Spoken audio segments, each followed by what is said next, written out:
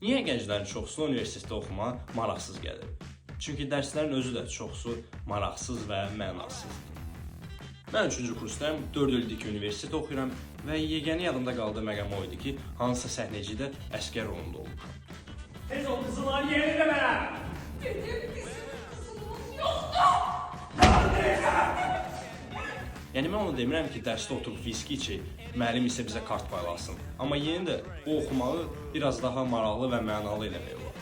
Əsas da problem ondan ibarətdir ki, oxumağa marağı olmayan oğlan universitetə qəbul olunur. Və təbii ki, bunun öz səbəbləri var. Birinci səbəb ondan ibarətdir ki, bəs qoxumlar nə deyər? Yəni ata gəlib deyir ki, öz qoxumlar nə deyir? Ayıbdır, mənim oğlum bəyənməlidir, qəbul olmasın universitetə. İkincisi də ki, əsgərlikdir. Oğlanlar əsgəriyə getmək istəmir. Deməyəcəm, bu düz və yaxud da səhv qərardır, hər hansı bir şəxsi fikirdir. Amma yenə də bu elədir. Sadəcə məhz bu cür məqamlara görə bizdə ölkədə bu qədər diplom var, amma normal yerdə işləyən adamlar azdır. Sağ olun, gələn görüşəndə.